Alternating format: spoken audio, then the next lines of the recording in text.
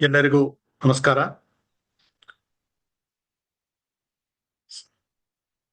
ಝಾನ್ಸಿ ರಾಣಿ ಲಕ್ಷ್ಮೀಬಾಯಿ ಅಂತ ಹೆಸರು ಕೇಳ್ತಾ ಇದ್ದಂಗೆ ಮೈನಲ್ಲೊಂದು ರೋಮಾಂಚನ ಆಗ್ತಕ್ಕಂಥ ಹೆಸರು.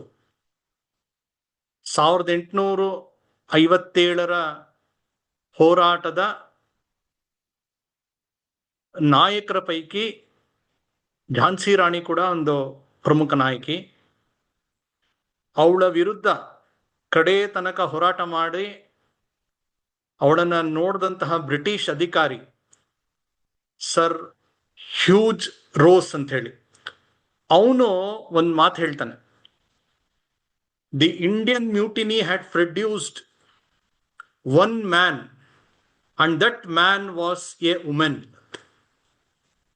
ಅಂದ್ರೆ ಆಗ ಏನು ಮ್ಯೂಟಿನಿಸ್ಟ್ ಅಂತ ಹೇಳಿದ್ರೆ ಯಾರು ಆ ಬ್ರಿಟಿಷರ ವಿರುದ್ಧ ಏನು ಸಿಡಿದೆದ್ದಿದ್ರೋ ಅವ್ರ ಬಗ್ಗೆ ಉಲ್ಲೇಖ ಮಾಡ್ತಾ ಅವನು ಹೇಳ್ತಾನೆ, ಈ ಒಂದು ದಂಗೆ ಏನು ಸಿಡಿದೆದ್ದಿದ್ದಾರೆ ಇದು ಒಬ್ಬ ಪರಾಕ್ರಮಿ ಮನುಷ್ಯ ವ್ಯಕ್ತಿಯನ್ನ ಗಂಡನ್ನ ತಯಾರು ಮಾಡ್ತೋ, ಆದ್ರೆ ಆ ಗಂಡು ಹೆಣ್ಣು ಅಂತ. ಅದ್ಯಾರು ಅಂದ್ರೆ ಝಾನ್ಸಿ ರಾಣಿ ಅಂತ ಹೇಳ್ತಾರೆ. 1854 ಇಸ್ವಿಯಲ್ಲಿ ಝಾನ್ಸಿಯ ಸಂಸ್ಥಾನ, ಅಲ್ಲಿನ ಅರಮನೆ, ಅಲ್ಲಿನ ಒಳಗಡೆ ಎಲ್ಲ ಸಭೆಯಲ್ಲಿ ಕೂತಿದ್ದಾರೆ. ಬ್ರಿಟಿಷ್ ಅಧಿಕಾರಿ ಒಂದು ಪತ್ರ ಹಿಡ್ಕೊಂಡು ಬರ್ತಾನೆ. 1854 ಮಾರ್ಚ್ ತಿಂಗಳಲ್ಲಿ ನಡೆದಂತ ಈ ಪ್ರಸಂಗ ತುಂಬಾ ಮುಖ್ಯವಾದಂತಹ ಘಟನೆ. ಆ ಬ್ರಿಟಿಷ್ ಅಧಿಕಾರಿ ಮೇಜರ್ ಎಲ್ಲಿಸ್ ಅಂತ ಹೇಳಿ ಅವನು ಒಂದು ಪತ್ರ ತಂದಿಯಾನೆ. ಆ ಪತ್ರವನ್ನ ಇಲ್ಲಿ ಓದಿ ತಿಳಿಸಲಿಕ್ಕೆ ಬಂದ್ಯಾನೆ. ಏನ ಪತ್ರ ಅಂತ ಹೇಳಿದ್ರೆ, ಈ ಝಾನ್ಸಿ ಅನ್ನುವ ಈ ಸಂಸ್ಥಾನ ಇದನ್ನ ಬ್ರಿಟಿಷ್ ಅಧಿಪತ್ಯಕ್ಕೆ ಒಳಪಡಿಸಲಾಗಿದೆ. ಇದಕ್ಕೆ ಮುಂದೆ ಯಾರು ಇದರ ವಾರಸುದಾರ ಇಲ್ಲ. ದತ್ತುಪುತ್ರ ಅನ್ನುವ ಒಂದು ಕಾಯ್ದೆ ಏನ್ ಬಂದಿದೆ ಅದರ ಅಡಿಯಲ್ಲಿ ಈ ಝಾನ್ಸಿಯನ್ನ ಬ್ರಿಟಿಷ್ ಸಾಮ್ರಾಜ್ಯದೊಳಗಡೆ ವಿಲೀನ ಮಾಡಲಾಗಿದೆ ಅಂತ ಅವನು ಓದ್ತಾನೆ. ಅನೌನ್ಸ್ಮೆಂಟ್. ಆ ಮಾತು ಕೇಳ್ತಾ ಇದ್ದಂಗೆ ಒಂದು ಗರ್ಜನೆ ಬರುತ್ತೆ, ಮೇರಾ ಝಾನ್ಸಿ ನಹಿ ದೂಂಗಿ ಅಂತ. ಇಡೀ ಸಭೆ ಒಂದ್ ರೀತಿ ಕಂಪನ ಆಗ್ಬಿಡುತ್ತೆ. ಆ ಗರ್ಜನೆಯನ್ನ ಮಾಡಿದಂತಹ ಸಿಂಹಿಣಿಯೇ ಝಾನ್ಸಿ ರಾಣಿ ಲಕ್ಷ್ಮೀಬಾಯಿ. ಬ್ರಿಟಿಷರ ಈ ರೀತಿಯ ಒಂದು ಏನಾದ್ರು ಅನೌನ್ಸ್ಮೆಂಟ್ ಬಂದಾಗ ಅದರ ವಿರುದ್ಧ ಪ್ರತಿಕ್ರಿಯೆ ಕೊಡಕ್ಕೆ 10 ಬಾರಿ ಯೋಚನೆ ಮಾಡ್ತಾ ಇದ್ದಂತಹ ಒಂದು ವಾತಾವರಣದಲ್ಲಿ ಈಕೆ ಅತ್ಯಂತ ನಿರ್ಭೀತಿಯಿಂದ ಘೋಷಣೆ ಮಾಡ್ತಾಳೆ, ನನ್ನ ಝಾನ್ಸಿಯನ್ನ ನಾನು ಬಿಟ್ಕೊಡಲ್ಲ ಅಂತ. ಬ್ರಿಟಿಷ್ ಅಧಿಕಾರಿಗೆ ಆಶ್ಚರ್ಯ ಆಗ್ಬಿಡುತ್ತೆ. ಈ ರೀತಿಯ ಪ್ರತಿಕ್ರಿಯೆ ಅವರು ಊಹಿಸೇ ಇರಲಿಲ್ಲ. ಹೀಗೆ ಝಾನ್ಸಿ ರಾಣಿಯ ಈ ಒಂದು ಗರ್ಜನೆ ಏನಿದೆ ಅದು ಬ್ರಿಟಿಷ್ ವೈಸ್ರಾಯ್, ಗವರ್ನರ್ ಜನರಲ್ ತನಕ ತಲುಪತ್ತೆ. ಅದರ ಮುಂದಿನ ಒಂದು 4 ವರ್ಷಗಳ ಕಾಲದ ಅವಳ ಹೋರಾಟದ ಜೀವನ ಈಗ 170 ವರ್ಷಗಳ ಕಳೆದರೂ ಕೂಡ ಇವತ್ತಿಗೂ ಮೈ ನವಿರೇಳಿಸುವಂತ ರೀತಿ ಇದೆ. ಝಾನ್ಸಿ ರಾಣಿಯ ಒಂದು ಹಿನ್ನೆಲೆಯನ್ನ ನಾವು ನೋಡಿದ್ರೆ, ಅವರ ತಂದೆ ತಾಯಿ ಇಬ್ರು ಮಹಾರಾಷ್ಟ್ರದ ಮೂಲದ ಒಂದು ಬ್ರಾಹ್ಮಣ ಕುಟುಂಬದವರು. ತುಂಬಾ ಸಾಧಾರಣ ಒಂದು ಕುಟುಂಬ. ಮೋರೋಪಂತ ತಾಂಬೆ ಮತ್ತು ಭಾಗೀರಥಿ ಸಪ್ರೆ ಅಂತ ಹೇಳಿ ಅವ್ರ ತಾಯಿ ಹೆಸರು. ಅವರು ಯಾವಾಗ ಮಹಾರಾಷ್ಟ್ರ ಅಥವಾ ಮರಾಠರ ಒಂದು ಸಾಮ್ರಾಜ್ಯ ಅದು ಪತನ ಆಗತ್ತೆ 1818 ಇಸ್ವಿಯಲ್ಲಿ ಪೂನಾದ ಶನಿವಾರ ವಾಡಾದಲ್ಲಿ ಮರಾಠರ ಏನು ಅವರ ಕೇಂದ್ರ ಇದೆ, ಅಲ್ಲಿ ಆ ಭಗವಧ್ವಜ ಕೆಳಕ್ಕೆ ಬಂದು ಬ್ರಿಟಿಷರ ಯೂನಿಯನ್ ಜಾಕ್ ಮೇಲ್ ಬರುತ್ತೆ. ಇಡೀ ಮರಾಠರ ಒಂದು ಸೋಲಾಗಿದೆ. ಆಗ ಇವರು ಮಹಾರಾಷ್ಟ್ರ ಬಿಟ್ಟು, ಇವಳು ಝಾನ್ಸಿ ರಾಣಿಯ ತಂದೆ ತಾಯಿಗಳು ಅವರು ವಾರಣಾಸಿಗೆ ಬರ್ತಾರೆ. ಅಂದ್ರೆ ಅಲ್ಲಿ ಯಾವ್ದಾರ ಒಂದು ತಾನು ಮಾಡ್ಬೋದಂತ ವೃತ್ತಿಯನ್ನ ನಡೆಸಿ ಜೀವನ ನಡೆಸೋಕ್ಕೋಸ್ಕರ ಅವರು ವಾರಣಾಸಿಗೆ ಬರ್ತಾರೆ. ವಾರಣಾಸಿಯಲ್ಲಿ ನಾವು ನೋಡಿದವ್ರು ಗೊತ್ತಿರುತ್ತೆ, ಗಂಗಾ ನದಿಯ ಒಂದು ಹರಿವಿದೆ ಅಲ್ಲಿ. ಅದರ ತಟದಲ್ಲಿ ಬೇಕಾದಷ್ಟು ಘಟ್ಟಗಳಿವೆ, ಸ್ನಾನ ಘಟ್ಟಗಳಿವೆ, ಘಾಟ್ ಅಂತ ಕರೀತಾರೆ. ಸುಮಾರು 88 ಘಾಟ್ಗಳಿದೆ. ಅಸ್ಸಿ ಘಾಟ್ ಅನ್ನುವ ಅಸ್ಸಿ ಘಾಟ್ನ ಬಳಿಯಲ್ಲಿ ಒಂದು ಪುಟ್ಟ ಮನೆಯಲ್ಲಿ ಇವರು ವಾಸವಾಗಿರ್ತಾರೆ. ಅಸ್ಸಿ ಘಾಟ್ ಅಂತ ಹೇಳಿದ್ರೆ ತುಳಸಿದಾಸರು ಆ ಜಾಗದಲ್ಲಿ ಕೂತ್ಕೊಂಡು ರಾಮಚರಿತ ಮಾನಸವನ್ನ ರಚಿಸಿದಂತಹ ಒಂದು ಪವಿತ್ರವಾದಂತಹ ಸ್ಥಳ. ಅಲ್ಲೇ ಇವರು ವಾಸ ಮಾಡಿಕೊಂಡು ಅಲ್ಲೇ ಕೆಲಸ ಮಾಡ್ಕೊಂಡಿರ್ತಾರೆ. ಆಗ ಇವ್ರಿಗೆ ಹುಟ್ಟಿದಂಥ ಮಗಳೇ ಈಕೆ. ಇವಳ ಹೆಸರು ಆಗ ಕೊಟ್ಟಿದ್ದು ಮಣಿಕರ್ಣಿಕಾ ಅಂತ. ಯಾಕೆಂದ್ರೆ ಆ ವಾರಣಾಸಿಯ ಘಾಟ್ಗಳ ಪೈಕಿ ಒಂದು ಪ್ರಸಿದ್ಧವಾದದ್ದು ಮಣಿಕರ್ಣಿಕಾ ಘಾಟ್. ಈಗ ಅಲ್ಲಿ ರಿನೋವೇಷನ್ ಎಲ್ಲ ನಡೀತಾ ಇದೆ, ನಮ್ಗೆ ಗೊತ್ತಿರ್ಬೋದು ಆ ವಿಷಯ. ಹರಿಶ್ಚಂದ್ರ ಸ್ಮಶಾನವನ್ನ ಕಾಯ್ದ ಅಂತ ಕಥೆಯಲ್ಲಿ ಕೇಳ್ತೀವಲ್ಲ, ಅದೇ ಮಣಿಕರ್ಣಿಕಾ ಘಾಟ್. ಆ ತುಂಬಾ ಪ್ರಶಸ್ತವಾದ ಹೆಸರನ್ನೇ ಈಕೆಗೆ ಇಡ್ತಾರೆ. ಚಿಕ್ಕ ವಯಸ್ಸಿನಲ್ಲೇ ಆಕೆಗೆ ಮನು ಅಂತ ಕರೀತಾ ಇರ್ತಾರೆ. ಮುಂದೆ ಅವ್ರು ಅಲ್ಲಿಂದ ಬ್ರಹ್ಮಾವರ್ತಕ್ಕೆ ಬರ್ತಾರೆ. ಇವತ್ತನ್ನು ಬಿಟೂರ್ ಅಂತ ಕರೀತಾರೆ. ಕಾನ್ಪುರಿಂದ ಸ್ವಲ್ಪ ದೂರದಲ್ಲಿರ್ತಕ್ಕಂಥ ಗಂಗಾ ನದಿ ತೀರದ ಮತ್ತೊಂದು ಸ್ಥಳ. ಯಾಕಲ್ಲಿ ಬರ್ತಾರೆ ಅಂತ ಹೇಳಿದ್ರೆ, ಆ ಪೇಶ್ವೆಯ ಮರಾಠರ ಒಂದು ಪತನ ಆದ ನಂತರ ಆ 2ನೇ ಬಾಜಿರಾಯ ಅಂತ ಇರ್ತಾನೆ, ಅವನು ತುಂಬಾ ಒಬ್ಬ ಅಯೋಗ್ಯ. ಅವನಿಂದಾಗಿ ಅದು ಪತನ ಆಗಕ್ಕೆ ಬಹಳ ದೊಡ್ಡ ಒಂದು ಕಾರಣ. ಬ್ರಿಟಿಷರು ಅವನ ವೀಕ್ನೆಸ್ನ ಕಂಡಿಡಿದು ಅವನನ್ನ ಸೋಲಿಸಿ ಅವನಿಂದ ರಾಜ್ಯವನ್ನು ಕಿತ್ಕೊಂಡು ಪೂನಾಯಿಂದ ಅವನ್ನ ಕರ್ಕೊಂಬಂದು ಈ ಬಿಟೂರ್ ಅಂತ ಏನಿದೆ, ಬ್ರಹ್ಮಾವರ್ತ ಅಂತ, ಅಲ್ಲಿ ಒಂದು ಅರಮನೆಯಲ್ಲಿ ಅವನಿಗೆ ವರ್ಷಕ್ಕೆ ಒಂದು 5 ಲಕ್ಷ ಪೆನ್ಷನ್ ಅಂತ ಕೊಟ್ಟು ಅಲ್ಲಿ ಅವನ್ನ ತಟಸ್ಥ ಮಾಡಿಬಿಡ್ತಾರೆ. ಅಂದ್ರೆ ಒಂದಷ್ಟು ಜನ ಪೇಶ್ವೆಯರು ಅಲ್ಲಿ ಬಂದು ಉಳಿತಾರೆ, ನಾಮಕಾವಸ್ಥೆ ಇರ್ತಾರಲ್ಲಿ, ಯಾವುದೇ ರಾಜ್ಯ ಇಲ್ಲ, ಎಂಥದೂ ಇಲ್ಲ. ಅಲ್ಲಿಗೆ ಇವ್ರು ಬರ್ತಾರೆ. ಇವರು ಮೋರೋಪಂತ ತಾಂಬೆ ಮತ್ತು ಹೆಂಡತಿ ಮಕ್ಕಳು ಮಣಿಕರ್ಣಿಕಾ 3 ಜನ ಬಂದು ಅಲ್ಲಿ ಒಂದು ಉದ್ಯೋಗ ತಗೊಂಡು ಅಲ್ಲಿ ನೆಲೆಸ್ತಾರೆ. ಇವಳು ಅಲ್ಲಿ ಬೆಳಿತಾರೆ. ಅಲ್ಲಿ ಆ ಇವನ್ಗೆ 2ನೇ ಬಾಜಿರಾಯನ್ಗೆ ಅವನಿಗೂ ಕೂಡ ಮಕ್ಕಳಿರಲ್ಲ, ಹಾಗಾಗಿ ದತ್ತು ಮಗನ್ ಇಟ್ಕೊಂಡು ಸಾಕಿರ್ತಾನ ಅವನು. ಅವ್ರಗಳ ಜೊತೆ ಇವಳು ಬೆಳಿತಾ ಬೆಳಿತಾ ಅರಮನೆಯ ಒಂದು ವಾತಾವರಣದಲ್ಲಿ ಇವಳು ಬೆಳಿತಾಳೆ.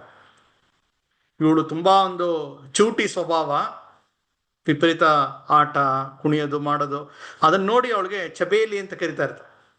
ಸೊ ಆ ರೀತಿ ಚಬೇಲಿ ಆ ಅರಮನೆಯ ಇದ್ದಂತಹ ಅವಳ 2 ಸ್ನೇಹಿತರಿರ್ತಾರೆ. ಒಬ್ಬ ರಘುನಾಥ್ ಪಂತ್ ಅಂತ ಹೇಳಿ, ಇನ್ನೊಬ್ಬ ಗೋವಿಂದ ಪಂತ್ ಅಂತ. ಈ 3 ಜನ ಒಟ್ಟಿಗೆ ಬೆಳೆದಂತಹ ಜಾಗ ಗಂಗಾ ನದಿ ತೀರದ ಈ ಬ್ರಹ್ಮಾವರ್ತ. ಈ 3 ಜನ ವಿಶೇಷ ಅಂತ ಹೇಳಿದ್ರೆ, ಆ ಬೆಳೆದಂತ ವಾತಾವರಣ, ಅವರಲ್ಲಿ ಆ ಒಂದು ರಾಷ್ಟ್ರಭಕ್ತಿ, ಅದೆಲ್ಲ ಏನು ಯಾವ ರೀತಿ ರೂಪುಗೊಳ್ದು ಅಂತ ಹೇಳಿದ್ರೆ, ಮುಂದೆ 1857ನೇ ಇಸ್ವಿಯ ಮಹಾಸಮರ ನಡೆದಾಗ ಅದರ ನೇತೃತ್ವ ವಹಿಸಿದಂತಹ ನಾಯಕರ ಪೈಕಿ ಈ 3 ಜನನೇ ಪ್ರಮುಖರು. ಯಾರು ಅಂತಂದ್ರೆ, ಒಬ್ಬ ನಾನಾ ಸಾಹೇಬ, ಮತ್ತೊಬ್ಬ ತಾತ್ಯಾ ಟೋಪೆ, ಮತ್ತೊಂದು ಈ ಝಾನ್ಸಿ ರಾಣಿ. ಈ 3 ಜನ ಇಲ್ಲೇ ಒಟ್ಟಿಗೆ ಬೆಳಿತಾರೆ. ಅವಳಿಗೆ ಆ ಬಾಜಿರಾಯಂಗೆ ತುಂಬಾ ಇಷ್ಟ ಉಳ್ಕೊಂಡ್ರೆ, ಹಾಗಾಗಿ ಈ ತನ್ನ ಮಗನಿಗೆ ಏನೇನು ಶಿಕ್ಷಣ ಕೊಡ್ತಾ ಇರ್ತಾವೆ ಇವಳಿಗೂ ಕೊಡಿಸ್ತಾ ಇರ್ತಾರೆ. ಹಾಗಾಗಿ ಅವನ ಜೊತೆ ವಿದ್ಯಾಭ್ಯಾಸ ಕಲಿತಾಳೆ, ಓದೋದು ಬರೆಯೋದೆಲ್ಲ ಕಲಿತಾಳೆ, ಭಾಷೆಗಳನ್ನ ಅವಳು ಅಭ್ಯಾಸ ಮಾಡ್ತಾಳೆ. ಅವನಿಗೆ ಯುದ್ಧದ ತರಬೇತಿ ಕೊಡ್ಬೇಕಾದ್ರೆ ಇವಳು ಕೂಡ ಅದನ್ನ ಕಲಿಯಕ್ಕೆ ಶುರು ಮಾಡ್ತಾಳೆ. ಹಾಗಾಗಿ ಕತ್ತಿ ವರ್ಷೆ ಇರ್ಬೋದು, ಕುದುರೆ ಸವಾರಿ ಇರ್ಬೋದು, ಈಟಿ ಇರ್ಬೋದು, ಬಿಲ್ಲು ಬಾಣ, ಸೊ ಸಮವಾಗಿ ಅವನ ನಾನಾ ಸಾಹೇಬನ ಸಮವಾಗಿ ಇವಳು ಕೂಡ ಅದನ್ನೆಲ್ಲ ಕಲಿತಾ ಪ್ರವೀಣಲಾಗ್ತಾ ಹೋಗ್ತಾಳೆ. ಹಾಗಾಗಿ ಅವಳು ಚಿಕ್ಕ ವಯಸ್ಸಿನಲ್ಲಿ ಸಿಕ್ಕಿದಂಥ ಒಂದು ಆ ಸಂಸ್ಕಾರ, ಶಿಕ್ಷಣ, ಅದು ಅವಳ ವ್ಯಕ್ತಿತ್ವವನ್ನು ರೂಪಿಸುತ್ತೆ. ಆಟ ಆಡ್ಕೊಂಡು ಒಟ್ಟಿಗೆ ತುಂಬಾ ಆನಂದದಿಂದ ಬೆಳಿತಾರೆ.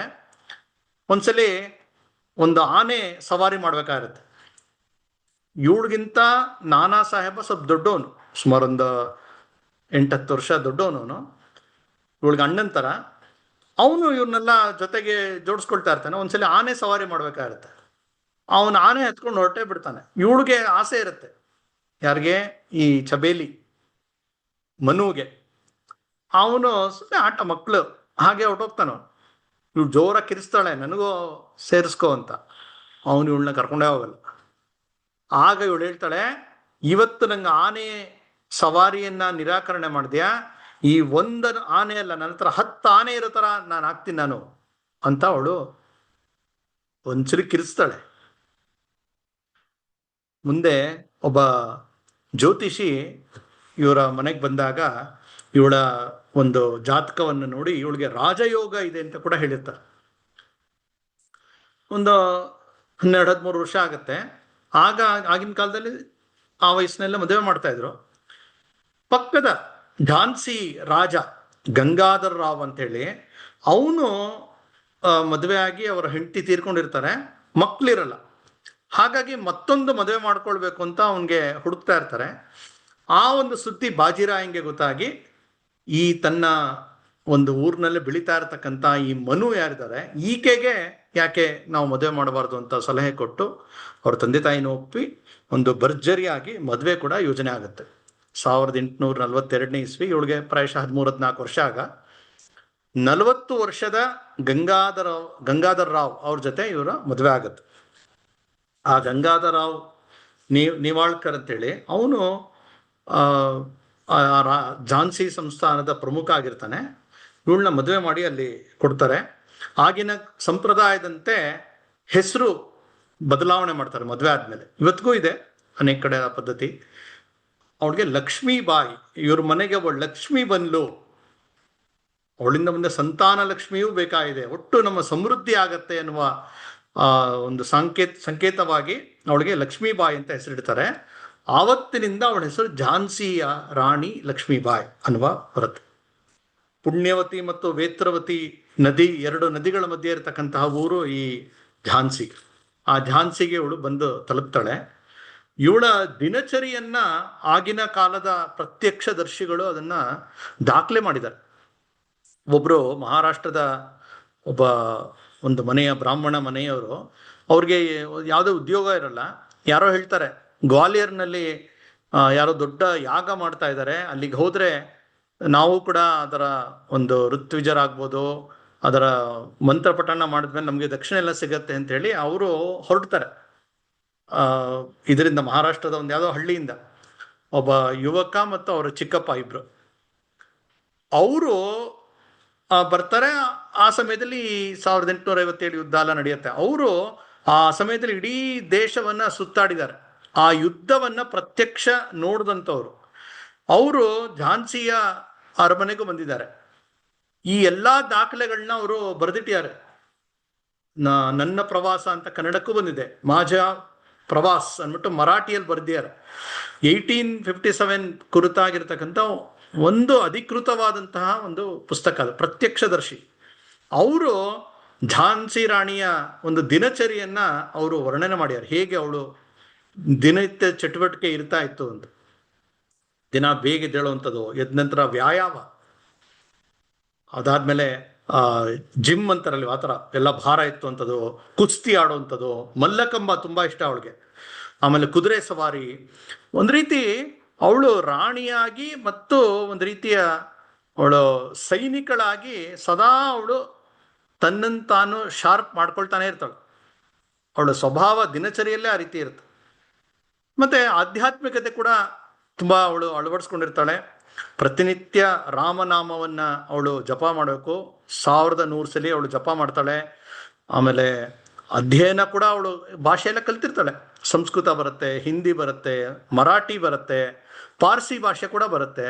ಹೀಗೆ ಭಾಷೆಗಳು ಕಲ್ತಿಯಾಳೆ, ಓದ್ತಾಳೆ. ಜೊತೆಗೆ ಆಧ್ಯಾತ್ಮಿಕ ಒಂದು ಸ್ವಭಾವವೂ ಇದೆ. ಜೊತೆಗೆ ಶಾರೀರಿಕವಾಗಿ ಕೂಡ ಕಸರತ್ತು ಮಾಡ್ತಾ ಇರ್ತಾಳೆ. ಜೊತೆಗೆ ಆ ಸಮಯದಲ್ಲಿ ಬರಗಾಲ ಬರುತ್ತೆ. ಬ್ರಿಟಿಷರ ಕಾಲದಲ್ಲಿ ಅನೇಕ ಬಾರಿ ಅವರು ಬರಗಾಲವನ್ನು ಸೃಷ್ಟಿ ಮಾಡ್ಯಾರ. ಆ ರೀತಿ ಬರಗಾಲ ಬರುತ್ತೆ, ಕಾಲರ ಬರುತ್ತೆ. ಆ ಸಮಯದಲ್ಲಿ ಅವಳು ತಾನು ರಾಣಿ ಅನ್ನೋದನ್ನ ಮರೆತು ಹೋಗಿ ಜನರನ್ನ ಸೇವೆ ಮಾಡ್ತಾಳೆ. ಹಾಗಾಗಿ ಇಡೀ ರಾಜ್ಯದಲ್ಲಿ ಇವಳ ಬಗ್ಗೆ ಒಂದು ಅಪಾರವಾದಂತಹ ಗೌರವ, ಭಕ್ತಿ ಮತ್ತು ತುಂಬ ಪ್ರೀತಿ. ಅವಳು ಇಡೀ ಜನರನ್ನ ಅಷ್ಟು ಪ್ರೀತಿಸ್ತಾ ಇರ್ತಾಳೆ. ಜನರೆಲ್ರಿಗೂ ಇಳ್ಕೊಂಡ್ರೆ ತುಂಬಾ ಇಷ್ಟ. ಅವಳನ್ನ ಇವರು ಅಷ್ಟು ಪ್ರೀತಿಯಿಂದ ನೋಡ್ಕೊಳ್ತಾ ಇರ್ತಾರೆ. ಮತ್ತೆ ಇವಳು ಬಂದಿದ್ದು ಝಾನ್ಸಿಯಲ್ಲಿ ಒಂದು ವಾತಾವರಣ ಬದಲಾಗ್ಬಿಡುತ್ತೆ. ಯಾವುದೇ ಒಂದು ವ್ರತ ಮಾಡಬೇಕು ಅಂತ ಹೇಳಿದ್ರೆ ಆ ಊರಿನ ಅನೇಕ ಹೆಣ್ಮಕ್ಳನ್ನ ಅದರಲ್ಲಿ ತೊಡಗಿಸ್ತಾ ಇರ್ತಾಳೆ. ಒಂದು ವಿಜೃಂಭಣೆಯಿಂದ ಹಬ್ಬದ ಆಚರಣೆಗಳು. ಸೊ ಆ ರೀತಿ ಇಡೀ ಝಾನ್ಸಿಯಲ್ಲಿ ಇವಳು ಮದುವೆಯಾಗಿ ಬಂದ ಕ್ಷಣದಿಂದ ಒಂದು ವಾತಾವರಣವೇ ಸೃಷ್ಟಿಯಾಗ್ಬಿಟ್ಟಿದೆ. ಅದಾಗಿ ಕೆಲವು ವರ್ಷದ ನಂತರ 1851ನೇ ಇಸ್ವಿಯಲ್ಲಿ ಇವಳಿಗೆ ಒಂದು ಗಂಡು ಮಗು ಹುಟ್ಟತ್ತೆ. ಇಡೀ ಊರಿನಲ್ಲಿ ತುಂಬಾ ಸಂಭ್ರಮ ಪಡ್ತಾರೆ. ನಮ್ಮ ಒಂದು ರಾಜ್ಯಕ್ಕೆ ಒಬ್ಬ ಅದರ ಉತ್ತರದಾಯಿತ್ವ ಬಂತು ಅಂತ ಖುಷಿ ಪಡ್ತಾರೆ. ಅವನಿಗೆ ದಾಮೋದರ ಅಂತ ಹೆಸರು ಕೂಡ ನಾಮಕರಣ ಮಾಡ್ತಾರೆ. ಆದರೆ ಒಂದು ಯಾವುದೋ ಅನಾರೋಗ್ಯ ಬಂದು ಒಂದು 4 ತಿಂಗಳಿಗೆ ಆ ಮಗು ತೀರ್ಕೊಂಡ್ಬಿಡುತ್ತೆ. ಇಡೀ ಊರಿನಲ್ಲಿ ಭಾರಿ ದುಃಖ ಆಗ್ಬಿಡುತ್ತೆ. ತುಂಬಾ ಆನಂದದಲ್ಲಿ ಇರ್ತಾರೆ, ಒಳ್ಳೆ ಒಂದು ಸುದ್ದಿ ಬಂತು ಅಂತ. ಆದರೆ ಅವನು ತೀರ್ಕೊಂಡ್ಬಿಡ್ತಾನೆ. ಇವಳಿಗೂ ಕೂಡ ತುಂಬಾ ನೋವಾಗತ್ತೆ. ಇದ್ರ ಜೊತೆಗೆ ಅವಳ ಗಂಡ ಇವಳಿಗಿಂತ ವಯಸ್ಸಿನ ತುಂಬಾ ದೊಡ್ಡವನು. ನಾ ಹೇಳ್ದಂತೆ ಸುಮಾರು ಒಂದು 20 ವರ್ಷ 25 ವರ್ಷ ದೊಡ್ಡವನು. ಅವನು ಹಾಸಿಗೆ ಹಿಡ್ಬಿಡ್ತಾನೆ. ಹಾಸಿಗೆ ಹಿಡಿದು ಆಡಳಿತ ಎಲ್ಲ ಇವಳೇ ಅದನ್ನ ನೋಡ್ಬೇಕಾಗಿ ಬರುತ್ತೆ. ಹಾಗಾಗಿ ಆಡಳಿತದಲ್ಲೂ ಇವಳ ಒಂದು ನೈಪುಣ್ಯತೆ ಅದು ಬೆಳೆಯುತ್ತೆ. ಮನೆಯಲ್ಲಿ ಆ ಮಗು ಇಲ್ಲ ಅನ್ನುವ ಒಂದು ಕೊರತೆ ಇದೆ. ಗಂಡನಿಗೆ ಅವನು ರೋಗ ಪೀಡಿತನಾಗಿದ್ದಾನೆ, ಹಾಸಿಗೆ ಹಿಡಿದಾನೆ, ಮಕ್ಕಳಾಗಿಲ್ಲ, ಜೊತೆಗೆ ಆಡಳಿತವನ್ನು ಮಾಡೋಕ್ಕೂ ಜೊತೆಗೆ ಬ್ರಿಟಿಷರ ಒಂದು ಉಪಟಳ ಕೂಡ ನಡೀತಾ ಇದೆ. ಈ ಸಮಯದಲ್ಲಿ ನಿಶ್ಚಯ ಮಾಡ್ತಾರೆ ಒಂದು ಮಗುನ ದತ್ತು ತಗೋಣ ಅಂತ ಹೇಳಿ. ಅವರ ಸಂಬಂಧಿಕರ ಒಂದು ಮಗುನೇ ಆನಂದರಾವ್ ಅಂತ, ಒಂದು 5 ವರ್ಷದ ಮಗು, ಅದನ್ನ ದತ್ತು ತಗೊಂಡು ಒಂದು ವಿಧಿಬದ್ಧವಾಗಿ ಎಲ್ಲ ಮಾಡಿ ಅದಕ್ಕೆ ಮತ್ತೆ ದಾಮೋದರ ಅಂತ ಹೆಸರಿಡ್ತಾರೆ. ಯಾಕೆಂದ್ರೆ ಇವರು ಹೋಗ್ಬಿಟ್ಟಂತ ಮಗು ಹೆಸರು ದಾಮೋದರ, ಇದಕ್ಕೂ ದಾಮೋದರ ಅಂತ ನಾಮಕರಣ ಮಾಡ್ತಾರೆ. ಈ ವಿಧಿಯೆಲ್ಲ ಮುಗಿಸಿ ಇದೆಲ್ಲ ಮಾಡಿದಾಗ ಅವಳ ಗಂಡ ಹಾಸಿಗೆ ಮೇಲೆ ಇರ್ತಾನೆ. ಈ ವಿಧಿ ವಿಧಾನ ಎಲ್ಲ ಮುಗಿದು ದತ್ತು ಸ್ವೀಕಾರ ಆಗಿ 3 ದಿನಕ್ಕೆ ಅವನು ತೀರ್ಕೊಂಡ್ಬಿಡ್ತಾನೆ. ಗಂಗಾಧರರಾವ್ ತೀರ್ಕೊಳ್ತಾನೆ. ಝಾನ್ಸಿ ರಾಣಿ ವಿಧವೆ ಆಗ್ತಾಳೆ. ಈ ಸಮಯದಲ್ಲಿ ಬ್ರಿಟಿಷರು ಬಂದು ಕೊಟ್ಟಂತ ಅನೌನ್ಸ್ಮೆಂಟ್ ಏನಂದ್ರೆ ಇದನ್ನ ನಾವು ಒಪ್ಪಲ್ಲ, ದತ್ತು ಪುತ್ರ ಅವನಿಗೆ ಇದು ವಾರಸುದಾರ ಆಗ್ಲಿಕ್ಕೆ ಸಾಧ್ಯ ಇಲ್ಲ ಅಂತ ಹೇಳಿ ಅವರು ತರ್ತಾರೆ. ಅಂದ್ರೆ ಬ್ರಿಟಿಷರ ಒಂದು ಆಗಮನ ನಂತರ ನಮ್ಮ ದೇಶ ಹೇಗಾಗಿತ್ತು ಅಂತ ಒಂದು ಸಣ್ಣ ಚಿತ್ರಣ ನಾವು ನೋಡ್ಬೇಕು ಅಂತ ಹೇಳಿದ್ರೆ, ಬ್ರಿಟಿಷರು ಎಲ್ಲರಂತೆ ಉಳಿದ ಯುರೋಪಿಯನ್ನರಂತೆ ಅವರು ಕೂಡ ವ್ಯಾಪಾರಕ್ಕಾಗಿ ಬಂದಿದ್ದು. ಆದ್ರೆ ವ್ಯಾಪಾರದ ಜೊತೆಗೆ ಕುತಂತ್ರಿಗಳು ಬೇರೆ ವ್ಯಾಪಾರಕ್ಕೆ ಬಂದವರು ಮಾಡಿದ್ದಾರೆ. ಏನ್ ವ್ಯತ್ಯಾಸ ಅಂತ ಹೇಳಿದ್ರೆ, ಮುಂಚೆ ಬಂದಂತ ಆಕ್ರಮಣಕಾರರು ಲೂಟಿ ಮಾಡ್ತಾ ಇದ್ರು, ಇವರು ಲೂಟಿ ಮಾಡ್ತಾ ಇದ್ರು. ಜೊತೆಗೆ ಏನ್ ಮಾಡಿದ್ರು ಅಂದ್ರೆ, ಅವ್ರ ಲೂಟಿಯ ಜೊತೆಗೆ ಆಡಳಿತಕ್ಕೂ ಕೈ ಹಾಕಿದ್ರು, ಇವರು ಆಡಳಿತಕ್ಕೆ ಕೈ ಹಾಕಿದ್ರು. ಆದ್ರೆ ಅಷ್ಟಕ್ಕೆ ನಿಲ್ದೆ ಬ್ರಿಟಿಷರು ಇಲ್ಲಿನ ವ್ಯವಸ್ಥೆಯನ್ನೇ ವ್ಯತ್ಯಾಸ ಮಾಡುವ ಒಂದು ಕೆಲಸವನ್ನು ಮಾಡ್ತಾರೆ. ಅದು ಉಳಿದವ್ರು ಯಾರು ಮಾಡಿಲ್ಲ, ಅದನ್ನ ಇವ್ರು ಮಾಡ್ತಾರೆ. ಏನಂದ್ರೆ ಇಲ್ಲಿನ ಶಿಕ್ಷಣ ವ್ಯವಸ್ಥೆ, ಇಲ್ಲಿದ್ದಂಥ ಉದ್ಯಮಗಳು. ಇಲ್ಲಿ ಭಾರತದಲ್ಲಿ ಜವಳಿ ಉದ್ಯಮ, ಬಟ್ಟೆ ತಯಾರು ಮಾಡುವಂಥದ್ದು ಬಹಳ ದೊಡ್ಡ ಉದ್ಯಮ. ಬಟ್ಟೆಯನ್ನು ನೇಯ್ಗೆ ಮಾಡುವಂಥದ್ದು, ಆ ಉತ್ಕೃಷ್ಟವಾದಂಥ ಬಟ್ಟೆ ಬರ್ತಾ ಇರುತ್ತೆ. ಇವ್ರೇನ್ ಮಾಡ್ತಾರೆ, ಕೇವಲ ಒಂದು ದಾಖಲೆ ಪ್ರಕಾರ ಉತ್ತರ ಪ್ರದೇಶದಲ್ಲಿ ಸುಮಾರು 4 ಲಕ್ಷ ನೇಯ್ಗೆ ಮಾಡ್ತಕ್ಕಂಥ ನೇಕಾರರ ಹೆಬ್ಬೆರಳನ್ನ ಕತ್ತರಿಸಾಕ್ಬಿಡ್ತಾರೆ. ಇಲ್ಲಿಂದ ಕಚ್ಚಾ ವಸ್ತುವನ್ನು ತಗೊಂಡೋಗೋದು, ಅಂದ್ರೆ ರಾ ಮೆಟೀರಿಯಲ್ ತಗೊಂಡೋಗೋದು ಇಂಗ್ಲೆಂಡ್ಗೆ, ಅಲ್ಲಿ ಅದನ್ನ ಬಟ್ಟೆ ಮಾಡಿ ಇಲ್ಲಿ ಬಂದು ಮಾರಾಟ ಮಾಡೋದು. ಮ್ಯಾಂಚೆಸ್ಟರ್ ಇಂದ ಎಲ್ಲ ತಂದು ಇಲ್ಲಿ ಅದನ್ನ ದುಬಾರಿ ಬೆಲೆಯಲ್ಲಿ ಮಾರಾಟ ಮಾಡೋಂಥದ್ದು. ಇಲ್ಲಿನ ಉದ್ಯಮಗಳನ್ನು ನಾಶ ಮಾಡ್ತಾರೆ. ಅಷ್ಟು ಬೆಲೆ ಕೊಟ್ಕೊಂಡು ತಗೊಳಕ್ಕಾಗಲ್ಲ, ಹಾಗಾಗಿ ಜನರಿಗೆ ಕಷ್ಟ ಆಗ್ತಾ ಹೋಗುತ್ತೆ. ಯಾರು ರೈತರಾಗಿರ್ತಾರೆ ಅವ್ರ ಮೇಲೆ 50% ಅವರು ಟ್ಯಾಕ್ಸ್ ಹಾಕಕ್ ಶುರು ಮಾಡ್ತಾರೆ. 50% ಹಳೆ ಕಾಲದಲ್ಲಿ ಟ್ಯಾಕ್ಸ್ ಅಂತ ಹೇಳಿದ್ರೆ ಒಂದಷ್ಟು ಇವರು ಬೆಳೆದಂತ ಬೆಳೆಯನ್ನೇ ಕೊಡ್ತಾ ಇರ್ತಾರೆ. ಆದ್ರೆ ಇವರು ದುಡ್ಡಿನ ಮೂಲಕ ಕೊಡಬೇಕು ಅಂತ ಶುರು ಮಾಡ್ತಾರೆ. ಆ ದುಡ್ಡು ಕೊಡಕ್ಕೆ ಇವ್ರ ಹತ್ರ ದುಡ್ಡೇ ಇರಲ್ಲ, ಹಾಗಾಗಿ ಸಾಲ ಮಾಡ್ಬೇಕಾಗಿ ಬರುತ್ತೆ ಅಥವಾ ಎಲ್ಲೋ ಉದ್ಯೋಗ ಮಾಡ್ಬೇಕಾಗಿ ಬರುತ್ತೆ. ಒಟ್ಟು ಇಲ್ಲಿನ ವ್ಯವಸ್ಥೆಯನ್ನೇ ಇವರು ವ್ಯತ್ಯಾಸ ಮಾಡ್ತಾರೆ. ಸೊ ರೈತರ ಒಂದು ರೀತಿಯ ಬೆನ್ನು ಮೂಳೆ ಮುರಿದಂತ ಆಗತ್ತೆ ಇವರು ಮಾಡಿದಂತಹ ತೆರಿಗೆ ಪದ್ಧತಿಯಿಂದ, ಅದಾದ್ಮೇಲೆ ಅವರು ಈ ಉದ್ಯಮಗಳನ್ನ ನಾಶ ಮಾಡ್ತಾರೆ. ಎಲ್ಲರಿಗೂ ಇವ್ರ ಕಡೆ ಕೆಲಸ ಮಾಡ್ಬೇಕು ಅಂತಂದ್ರೆ ನೀವು ನಮ್ಮ ಶಿಕ್ಷಣ ಪಡೆದಿರಬೇಕು. ಹಾಗಾಗಿ ಇವರ ಶಿಕ್ಷಣ ವ್ಯವಸ್ಥೆಯನ್ನ ಎಲ್ಲ ಕಡೆ ತರಕ್ಷಣೆ ಮಾಡ್ತಾರೆ. ಇಂಗ್ಲಿಷ್ ಶಿಕ್ಷಣ, ಇದು ಕಲ್ತಿದ್ರೆ ನಾವು ಕೆಲಸ ಕೊಡ್ತೇವೆ, ಕೆಲಸ ಕೊಟ್ರೆ ನಿಮಗೆ ದುಡ್ಡಿದ್ರೆ ನಿಮ್ ಬದುಕು. ಹೀಗೆ ಒಂದ್ ರೀತಿ ಇಡೀ ಭಾರತದ ವ್ಯವಸ್ಥೆಯೇ ಅಲ್ಲೋಲ್ ಕಲ್ಲೋಲ್ ಶುರು ಆಗುತ್ತೆ.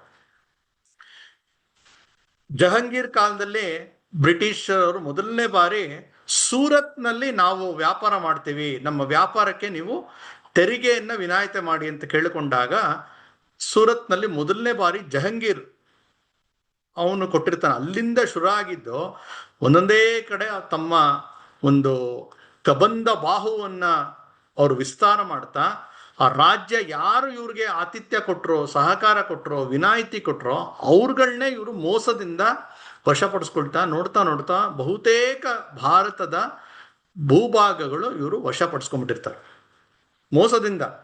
ನಮ್ಮವ್ರಿಗೂ ಈ ರೀತಿಯೂ ಶತ್ರು ಇರ್ಬೋದು ಅಂತ ನಮ್ಮವ್ರಿಗೆ ಕಲ್ಪನೆನೇ ಇಲ್ಲ. ಮುಂಚೆ ಶತ್ರು ಅಂದ್ರೆ ಅವನು ಎದುರುಗಡೆ ಬರ್ತಾನೆ, ಶಸ್ತ್ರ ಹಿಡ್ಕೊಂಡ್ಬರ್ತಾನೆ, ಯುದ್ಧ ಮಾಡೋದು. ಆದ್ರೆ ಇವ್ರು ಯಾವ ರೀತಿ ಬಂದ್ರು ಅಂದ್ರೆ ಇವ್ರ ಶತ್ರು ಅಂತಾನೆ ಗೊತ್ತಾಗಿಲ್ಲ. ನೋಡ್ತಾ ಬಹುತೇಕ ಭಾರತದ ರಾಜ್ಯ ಸಂಸ್ಥಾನಗಳೆಲ್ಲ ಅವ್ರ ವಶ ಬರ್ತಾ ಆಗುತ್ತೆ. ಅವರು ನಿರ್ಣಯ ಮಾಡಕ್ ಶುರು ಮಾಡಿದ್ರು ಈ ದೇಶ ಹೆಂಗ್ ನಡಿಬೇಕು ಅಂತ. ಆ ರೀತಿ ಬಂದಂತಹ ಒಬ್ಬ ಗವರ್ನರ್ ಜನರಲ್ ಡಾಲ್ ಹೌಸಿ, ಅವನು ಒಂದು ನೀತಿ ಅಂತಿರ್ತಾನೆ. ಯಾವುದೇ ರಾಜ್ಯಕ್ಕೆ ಅನೇಕ ರಾಜ್ಯ ಸಂಸ್ಥಾನಗಳು ನಡೀತಾ ಇರುತ್ತೆ, ಬ್ರಿಟಿಷರು ಸದಾ ಅದ್ರ ಮೇಲೆ ಒಂದು ಕಣ್ಣಿಟ್ಟಿರ್ತಾರೆ. ಏನಾರು ಮಾಡಿ ಅದನ್ನ ಅಲ್ಲಿಂದ ಲೂಟಿ ಮಾಡಬೇಕು, ಅದನ್ನ ಅವರ ಒಂದು ವಶಕ್ಕೆ ತಗೊಬೇಕು ಅಂತ ಪ್ರಯತ್ನ ಮಾಡ್ತಾನೆ ಇರ್ತಾರೆ. ಸೊ ಯಾವ ರಾಜ್ಯದಲ್ಲಿ ಅವ್ರಿಗೆ ಗಂಡು ಸಂತಾನ ಆಗಲ್ಲ ಅಂತ ಹೇಳಿದ್ರೆ ನಮ್ಮಲ್ಲಿ ದತ್ತು ತಗೊಳ್ಳೋ ಪದ್ಧತಿ ಮುಂಚೆಯಿಂದ ಇದೆ. ಆದ್ರೆ ಆ ರೀತಿ ಯಾರು ದತ್ತು ತಗೊಂಡ್ರೆ ಅದು ಒಪ್ಪಿಗೆ ಇಲ್ಲ ನಮಗೆ.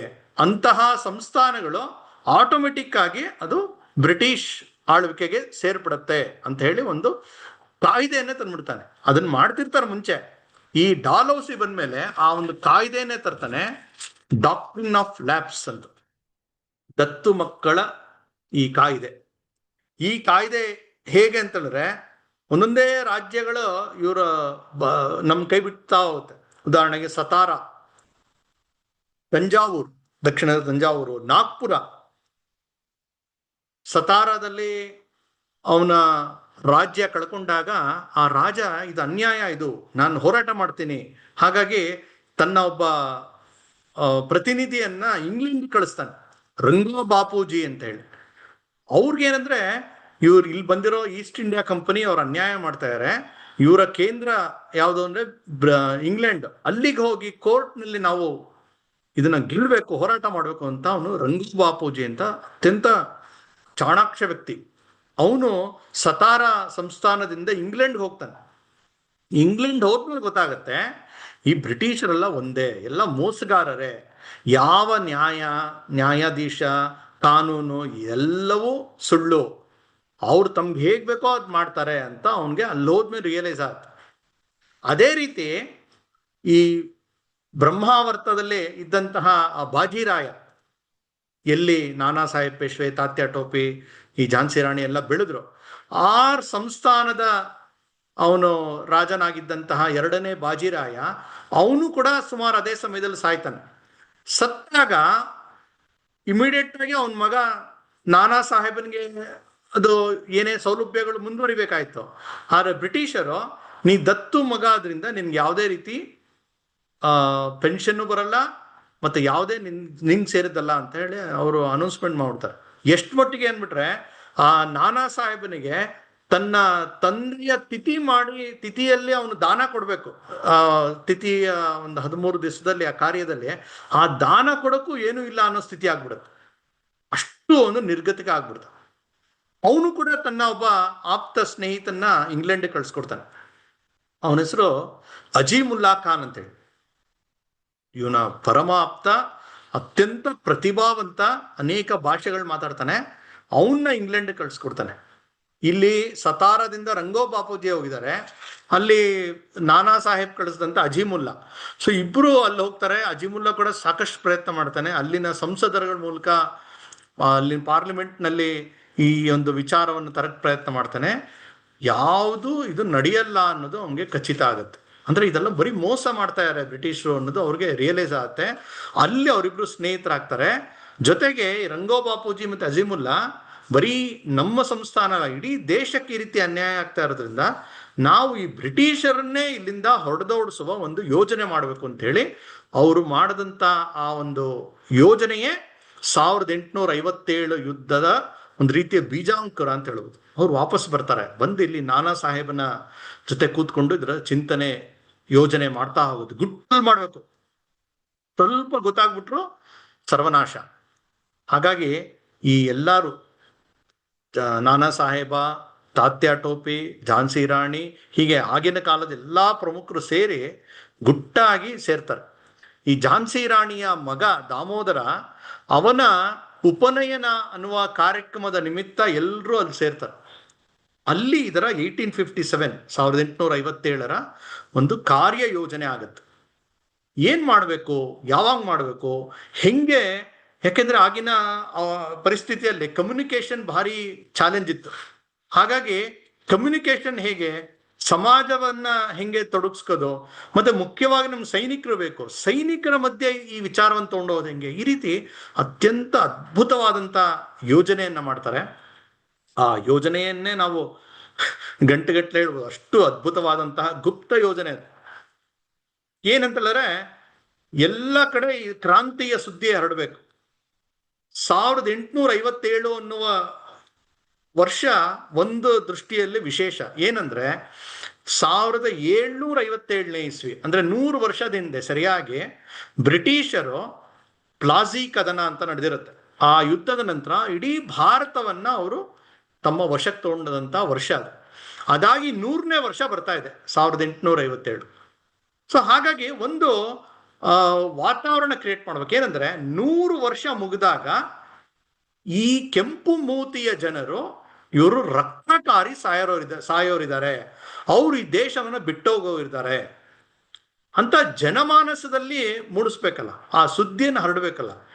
ಎಂತ ಅದ್ಭುತ ಯೋಜನೆ ಮಾಡ್ತಾರೆ ಅಂದ್ರೆ, ಯಾರು ಲಾವಣಿಯನ್ನ ಹಾಡ್ತಾರೆ, ಯಾರು ಜ್ಯೋತಿಷ್ಯವನ್ನ ಹೇಳಕ್ಕೆ ಊರೂರು ಸುತ್ತಾ ಇರ್ತಾರೆ, ಸಾಧುಗಳಿದ್ದಾರೆ, ಯಾರು ಇದಿರ್ತಾರೆ ಏನು ಮುಸಲ್ಮಾನ್ ಸಾಧುಗಳು, ಅವ್ರುಗಳು, ಆ ರೀತಿ ಅವರೆಲ್ಲರನ್ನು ಇವರು ಜೋಡಿಸ್ಕೊಂಡು ಅವರು ಎಲ್ಲಿ ಬೇಕಾದ್ರೂ ಓಡಾಡ್ಬೋದು. ಅವ್ರು ಹೋಗ್ತಾ ಹೋಗ್ತಾ ಎಲ್ಲ ಕಡೆ ಈ ರೀತಿಯ ವಿಚಾರಗಳನ್ನ ಹೇಳ್ತಾ ಹೋಗ್ತಾರೆ. ಇನ್ನು ಕೆಲವೇ ವರ್ಷದಲ್ಲಿ 1857 ಇಸ್ವಿಯಲ್ಲಿ ಹೀಗಾಗತ್ತೆ ಅಂತ ಒಂದು ರೀತಿಯ ಇಡೀ ದೇಶದಲ್ಲಿ ಆ ಸುದ್ದಿಯನ್ನು ಹರಡ್ತಾರೆ. ನಾನಾ ಸಾಹೇಬ ಸ್ವತಃ ಅನೇಕ ರಾಜರ ಜೊತೆ ಸ್ವತಃ ಹೋಗಿ ಭೇಟಿ ಮಾಡ್ಕೊಂಡ್ ಬರ್ತಾನೆ. ಇನ್ನು ಅನೇಕರ ಜೊತೆ ಪತ್ರ ಬರೆದು ಈ ರೀತಿಯ ಒಂದು ಗುಟ್ಟಾಗಿ ಯೋಜನೆ ಮಾಡ್ತಾ ಇವಿ, ನೀವು ಅದಕ್ಕೆ ಬೆಂಬಲ ಕೊಡಬೇಕು ಅಂತ. ಕರ್ನಾಟಕದ ನರಗುಂದದ ಬಾಬಾ ಸಾಹೇಬ ಅಥವಾ ಮುಂಡರಗಿ ಭೀಮರಾಯರು, ಇವ್ರುಗಳಿಗೂ ಪತ್ರ ಬಂದಿದೆ ನಾನಾ ಸಾಹೇಬನ. ಅದ್ರಲ್ಲಿ ಒಬ್ರು ಭೇಟಿ ಕೂಡ ಮಾಡಿದ್ದಾರೆ. ಅವನು ಏನ್ ಮಾಡ್ತಾನೆ ಅಂದ್ರೆ, ಒಂದು ತೀರ್ಥಯಾತ್ರೆ ಮಾಡ್ಬೇಕು ಅನ್ನೋ ನೆಪ ಮಾಡಿಕೊಂಡು ತೀರ್ಥಯಾತ್ರೆ ನಿಮಿತ್ತ ಅನೇಕ ರಾಜರನ್ನ ಭೇಟಿ ಮಾಡಿರ್ತಾನೆ. ಹೀಗೆ ಇಡೀ ದೇಶದಲ್ಲಿ ಇದರ ಗುಟ್ಟಾದಂತ ತಯಾರಿ, ಇದರ ನೇತೃತ್ವ ನಾನಾ ಸಾಹೇಬ್ ಇರುತ್ತೆ. 1857 ಒಂದು ನಿಶ್ಚಿತ ದಿನಾಂಕ ಮೇ ತಿಂಗಳಲ್ಲಿ ಭಾನುವಾರ ಎಲ್ಲಾ ಬ್ರಿಟಿಷರು ಅವರು ಅವತ್ತು ಇದರಲ್ಲಿ ಚರ್ಚಲ್ಲಿ ಇರ್ತಾರೆ. ಆವತ್ತು ಬೆಳಗ್ಗೆ ಎಲ್ಲಾ ಜಾಗದಲ್ಲಿ ಸಿಡಿದೇಳಬೇಕು. ಎಲ್ಲರೂ ಒಂದೇ ಕಡೆ ಇರ್ತಾರೆ, ಅವರೆಲ್ಲ ಕ್ರಿಶ್ಚಿಯನ್, ಎಲ್ಲ ಚರ್ಚಲ್ಲಿ ಇರ್ತಾರೆ. ಅಲ್ಲಿ ನುಗ್ಗಿ ಅವ್ರನ್ನೆಲ್ಲ ಹೊಡೆದಾಕ್ಬಿಡ್ಬೇಕು. ಅವ್ರ ಶಸ್ತ್ರಾಗಾರ ಇರುತ್ತೆ ಎಲ್ಲ ಊರಿನಲ್ಲಿ, ಅದನ್ನ ವಶಪಡಿಸ್ಕೋಬೇಕು. ಆಮೇಲೆ ಆ ಸೈನಿಕರಲ್ಲಿ ಅರ್ಧದಷ್ಟು ಜನ ಅಲ್ಲಿ ಉಳಿದವರೆಲ್ಲರೂ ದಿಲ್ಲಿಗೆ ಬರಬೇಕು. ದಿಲ್ಲಿಯಲ್ಲಿ ನಮ್ಮ ಒಂದು ಆವಾಗಿದ್ದಂತಹ ಬಹದ್ದೂರ್ ಶಾ ಅವನ ನೇತೃತ್ವದಲ್ಲಿ ನಾವು ನಮ್ಮ ಸ್ವಾತಂತ್ರ್ಯವನ್ನ ಘೋಷಣೆ ಮಾಡಬೇಕು ಅಂತ ಯೋಜನೆ ಆಗಿರುತ್ತೆ. ಆದ್ರೆ ಕೆಲವೇ ತಿಂಗಳು ಮುಂಚೆ, ಇದು ತುಂಬಾ ಗುಟ್ಟಾಗಿ ನಡೆದಿರುತ್ತೆ, ಬ್ರಿಟಿಷರಿಗೆ ಇದರ ಕ್ಲೂನು ಸಿಕ್ಕಿರಲ್ಲ. ಊರ್ಗೆ ಚಪಾತಿಯನ್ನ ಹಂಚಿರ್ತಾರೆ. ಊರಿಂದ ಊರಿಗೆ ಚಪಾತಿ, ಒಂದ್ ಊರಲ್ಲಿ ಚಪಾತಿ ಮಾಡ್ಬೇಕು, ಅದನ್ನ ಸ್ವಲ್ಪ ಇವರು ಸ್ವೀಕಾರ ಮಾಡಿ ಇನ್ನೊಂದು ಊರಿಗೆ ಹರಡಬೇಕು. ಅಂದ್ರೆ ಚಪಾತಿ ಬಂತು ಅಂದ್ರೆ ಕ್ರಾಂತಿಗೆ ಅವ್ರು ಒಪ್ಪಿದ್ದಾರೆ ಅಂತ ಅವರು ತಯಾರು ಮಾಡಿ ಇನ್ನೊಂದು ಹಳ್ಳಿಗೆ ಕೊಡುವಂಥದ್ದು. ಕಮಲದ ಹೂವು ಅದು ಕೈಯಿಂದ ಕೈಗೆ ವಿತರಣೆ ಆಗುತ್ತೆ. ಕೆಂಪು ಕಮಲದ ಹೂವು, ಕೆಂಪು ಅಂದ್ರೆ ಕ್ರಾಂತಿ. ಈ ರೀತಿ ಸೈನಿಕರ ಮಧ್ಯೆ, ಸೈನಿಕ ಛಾವಣಿಯಲ್ಲಿ ಅಲ್ಲಿ ಈ ಸುದ್ದಿ ಹರಡುತ್ತೆ. ಸೈನಿಕರಲ್ಲಿ ಕೂಡ ಆ ಒಂದು ರಾಷ್ಟ್ರೀಯ ಜಾಗೃತಿ ಆಗಕ್ಕೆ ಶುರು ಆಗಿರುತ್ತೆ. ನಾವ್ಯಾಕೆ ಈ ಪರಕೀಯರ ವಿರುದ್ಧ ಕೆಲಸ ಮಾಡ್ತಾ ಇವಿ ಅಂತ ಅವರಲ್ಲೂ ಕೂಡ ಆ ಕ್ರಾಂತಿಯ ಸಿದ್ಧತೆ ನಡೆದಿರುತ್ತೆ. 1857 ಮೇ ತಿಂಗಳಲ್ಲಿ ನಡಿಬೇಕು.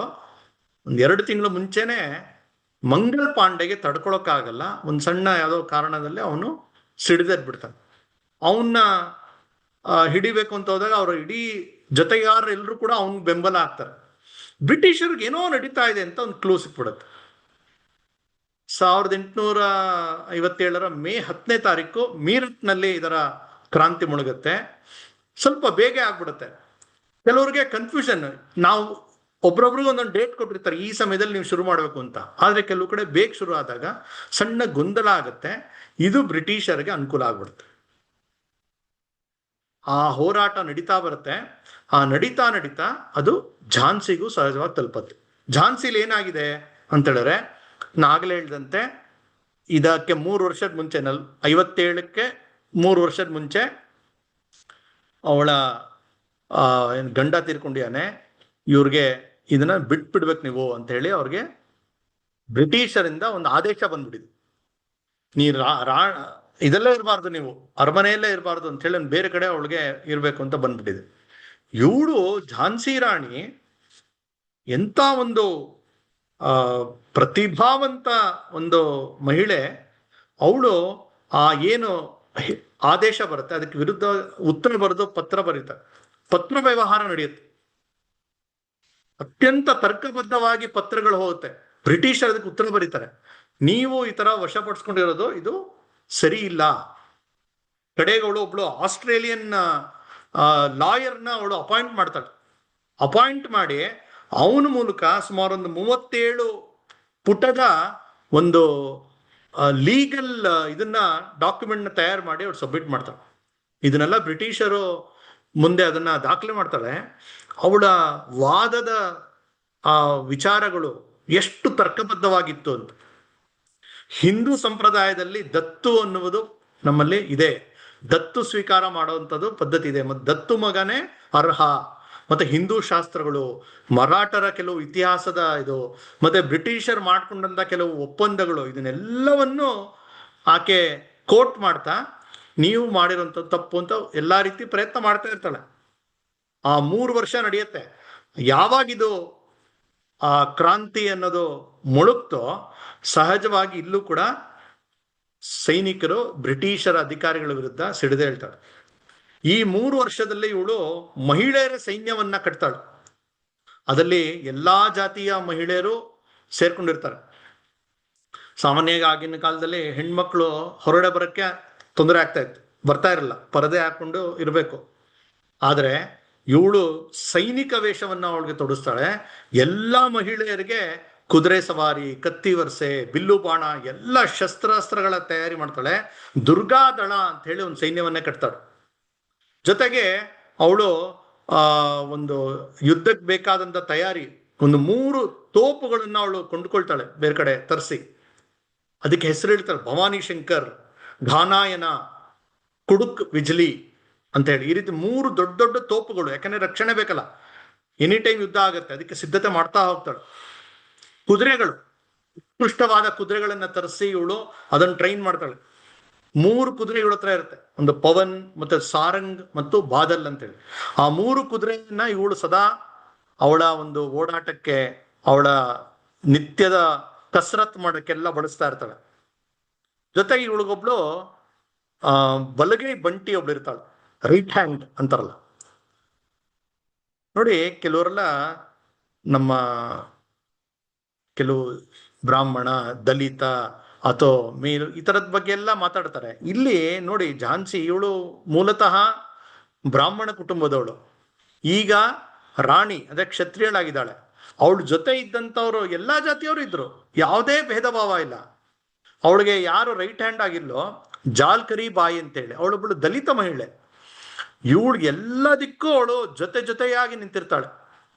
ಮುಂದೆ ಝಾನ್ಸಿ ರಾಣಿಯ ಒಂದು ರೀತಿಯ ಬಾಡಿ ಡಬಲ್ ಅಂತಾರಲ್ಲ, ಇವಳು ರೀತಿಯಲ್ಲೇ ಅವಳು ವೇಷ ಹಾಕೊಂಡು ಬ್ರಿಟಿಷರ್ನ ಏಮಾರಿಸಿದ್ದು ಉಂಟು. ಹೀಗೆ ಇವಳ ಒಂದು ರಾಜ್ಯದಲ್ಲಿ ಅವಳು ಸಿದ್ಧತೆ ಮಾಡ್ತಾ ಇದ್ದಾಳೆ. ಒಂದು ಬ್ರಿಟಿಷರ ಒಂದು 60ಕ್ಕೂ ಹೆಚ್ಚು ಅಧಿಕಾರಿಗಳು ಅವರ ಸೈನಿಕರನ್ನೆಲ್ಲ ಕೊಚ್ಚಾಕ್ಬಿಡ್ತಾರೆ. ಬ್ರಿಟಿಷರ್ಗೆ ಸಿಟ್ಟು ಬರುತ್ತೆ. ಅವರು ಬೇರೆ ಬೇರೆ ರಾಜ್ಯಗಳಲ್ಲಿ ಅವರು ವಾಪಸ್ ಅದನ್ನ ಪಡೆಯೋಕ್ಕೋಸ್ಕರ ಹೋರಾಟ ಮಾಡ್ತಾ ಇರ್ತಾರೆ. ಮೊದಲು ಕಾನ್ಪುರ್, ಅದನ್ನ ನಾನಾ ಸಾಹೇಬ ತಗೊಂಡ್ಬಿಟ್ಟಿರ್ತಾನೆ, ಅಲ್ಲಿ ಬ್ರಿಟಿಷರು ಅದನ್ನ ಹೋರಾಟ ಮಾಡ್ತಾರೆ. ಮೀರಟ್ಗೆ ಬರ್ತಾರೆ, ಗ್ವಾಲಿಯರ್ಗೆ ಬರ್ತಾರೆ. ಆಮೇಲೆ ಅವ್ರಿಗೆ ಆದೇಶ ಬರುತ್ತೆ, ಮೊದಲು ನೀವು ಝಾನ್ಸಿ ಕಡೆ ಗಮನ ಕೊಡಿ, ಯಾಕಂದ್ರೆ ಅದು ಕೂಡ ಕೈ ಬಿಟ್ಟು ಹೋಗುತ್ತೆ ಅಂತ. 1858ನೇ ಇಸ್ವಿಯಲ್ಲಿ ಝಾನ್ಸಿಗೆ ಅವನು ಬರ್ತಾನೆ, British commander sir huge rose ಅಂತ ಹೇಳಿ. ತುಂಬಾ ಯುದ್ಧಗಳು ಗೆದ್ದಿಯಾನು. ಅವನು ಮಾರ್ಚ್ ತಿಂಗಳಲ್ಲಿ ಬರ್ತಾನೆ. ಬಂದು ಈ ಝಾನ್ಸಿ ಕೋಟೆಯನ್ನ ಅವನು ಸುತ್ತುವರೆದು ಬಿಡ್ತಾನೆ. ಸುಮಾರು 2 ವಾರಗಳ ಕಾಲ ಯುದ್ಧ ನಡೆಯುತ್ತೆ. ಝಾನ್ಸಿಯ ಸೈನಿಕರು ಮತ್ತು ಬ್ರಿಟಿಷರ್ ಸೈನಿಕರ ಮಧ್ಯ ಒಂದು ವ್ಯಾಹತವಾದಂಥ ಯುದ್ಧ. ಇವರ ತೋಪನ್ನ ಬಳಸ್ತಾ ಇದ್ದಾರೆ. ಆದರೆ ಹೊರಗಡೆ ಇರ್ತಕ್ಕಂಥ ಬ್ರಿಟಿಷರ ಸೈನ್ಯ ಮತ್ತು ಅವರ ಆಯುಧಗಳು, ಶಸ್ತ್ರಗಳು ಇನ್ನೂ ಹೆಚ್ಚು ಪವರ್ಫುಲ್ ಆಗಿದೆ. ನಮ್ಮಲ್ಲಿ ಇನ್ನೂ ಕೂಡ ಕತ್ತಿ ಅದುಗಳನ್ನು ಬಳಸ್ತಾ ಇದ್ದಾರೆ. ಅವ್ರು ಆಗ್ಲೇ ಗನ್ನು ಮತ್ತೆ ಬಾಂಬ್ ಹಾಕುವಂಥದ್ದು ಇದೆಲ್ಲ ಆಗ್ಲೇ ಶುರು ಆಗ್ಬಿಟ್ಟಿತ್ತು.